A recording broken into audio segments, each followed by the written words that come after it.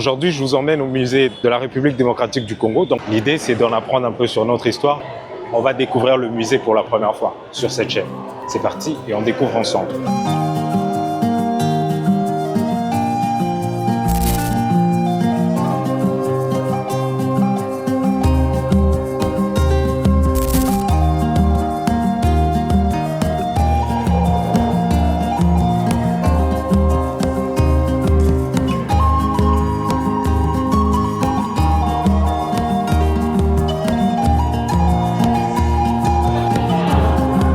Alors déjà, je tombe sur ces belles photos dont je ne connais aucune explication. Je ne sais pas ce que ça veut dire, mais je vois un grand monsieur robuste. Je ne sais pas ce qu'il représente.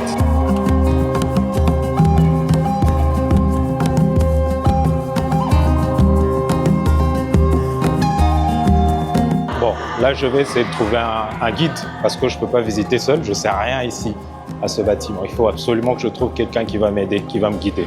Bonjour, chef. Je cherche un guide.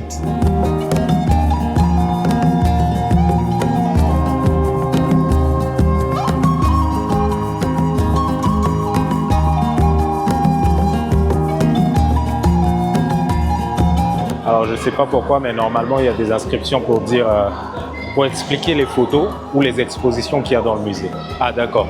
J'en vois un ici. Je ne sais pas ce que ça veut dire.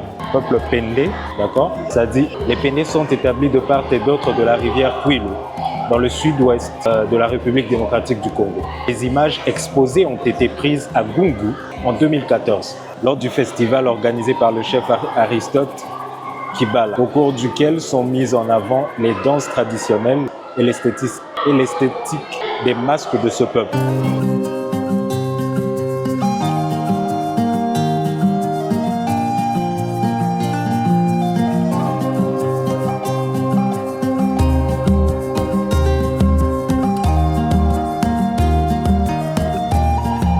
Donc là, derrière moi, c'est le peuple Pendé. Je ne sais pas s'il y a des gens parmi vous qui en savent un peu sur le peuple Pendé. Vous pouvez faire des commentaires en bas. Ce que je sais du peuple Pendé, c'est que c'est un peuple qui est riche en culture. Il y a les masques des Pendé qui sont répandus à travers le monde et qui sont connus et très célèbres dans le monde entier. Donc ce que je sais d'eux, c'est ça. C'est leur culture, en fait. La sculpture. Ils ont des masques très célèbres et très beaux. D'accord ? Et ça, c'est tout ce que je sais du peuple Pendé. Donc en attendant qu'on puisse avoir un guide, voilà, on profite juste de ces belles images en attendant. Comme ça, quand le guide sera là, il va nous en dire plus sur le peuple Pendé.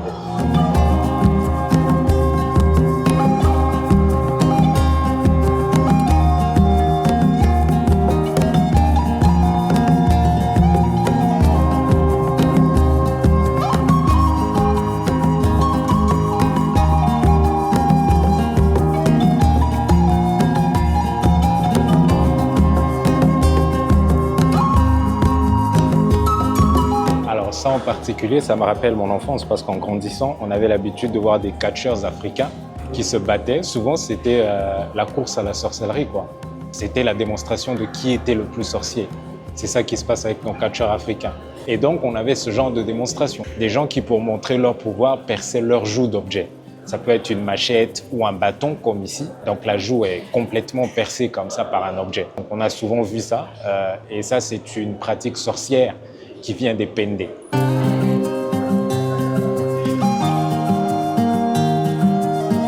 Alors, pour ne pas risquer d'attendre beaucoup trop longtemps, je vais visiter seul.